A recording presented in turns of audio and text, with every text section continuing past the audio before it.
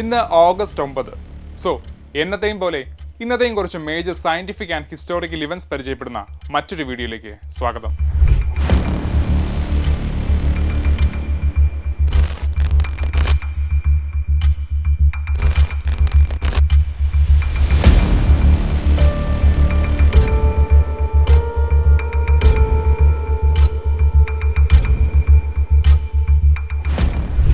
First one, Mars 7. August 9 USSR ഒരു Proton SL-12D1E ബൂസ്റ്ററിൽ ചൊവ്വ 7 വിക്ഷേപിച്ചത്.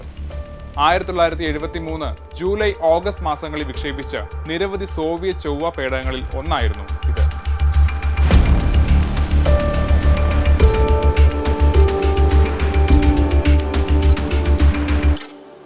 ചൊവ്വയുടെ ഉപരിതലത്തിൽ മണ്ണിന്റെ ഘടന പഠിക്കാനുള്ള ഉപകരണങ്ങളും മണ്ണിന്റെ സെൻസറുകളുടെ മെക്കാനിക്കൽ ഗുണങ്ങളും ഉണ്ട്. 1974 മാർച്ച് 9 ചൊവ്വയിലെത്തി. എന്നിരുന്നാലും കമ്പ്യൂട്ടർ ചിപ്പിന്റെ തകരാർ മൂലമുണ്ടായ ഉപകരണ പ്രശ്നം ലാൻഡറിന്റെ പ്രിമച്വർ സെപ്പറേഷന് കാരണമായി.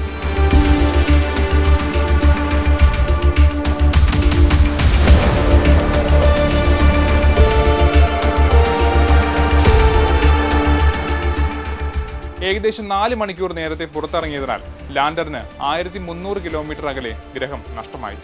പകരം ബസും ലാൻഡറും സൗരോർജ്ജ ഭ്രമണപഥത്തിലേക്ക് നീങ്ങി. Second one, atomic bomb. 1945 August 9 രണ്ടാം ലോക മഹായുദ്ധ സമയത്ത് ജപ്പാനിലെ നാഗസാക്കിയിൽ അമേരിക്ക ഒരു അണുബോംബ് വർഷിച്ചത്.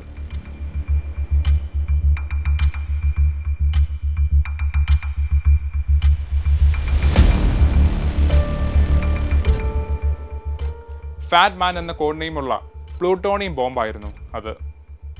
അതിന് 3 ദിവസം മുമ്പെയാണ് ജപ്പാനിലെ ഹിരോഷിമ നഗരത്തിലായിരുന്നു ആദ്യത്തെ അണുബോംബ് പരീക്ഷണം. ലിറ്റിൽ ബോയ് എന്നാണ് ആ ഒരു ബോംബിന്റെ കോഡ് നെയിം. അത് യുറേനിയം ബോംബായിരുന്നു.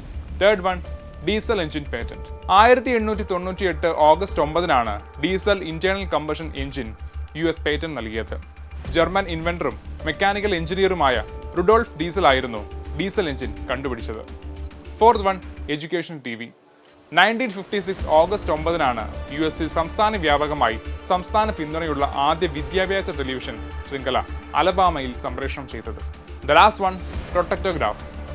1904 ഓഗസ്റ്റ് 9 ന്യൂയോർക്കിൽ പ്രിന്റിംഗ് സ്റ്റാമ്പ് എന്ന പേരിൽ protectograph check writing machine patent നേടിയത്.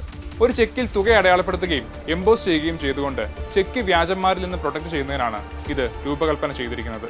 അതേപോലെ ശരിക്കുള്ള എമൗണ്ടിൽ നിന്ന് ഹയർ വാല്യൂയിലേക്ക് ചേഞ്ച് ചെയ്യുന്നതും പ്രിവെന്റ് ചെയ്യുന്നു. ഇതേപോലെ ഒട്ടനവധി പ്രത്യേകതകളുള്ള ഈ ദിവസത്തിലെ കുറച്ച് പ്രധാനപ്പെട്ട ഇവന്റ്സ് മാത്രമാണ് ഞാനിപ്പോൾ പറഞ്ഞത്. സോ ഇതുപോലെ മറ്റു പല ഇവന്റ്സും നിങ്ങൾക്കറിയാമെങ്കിൽ കമന്റ് ചെയ്യുക. Thank you.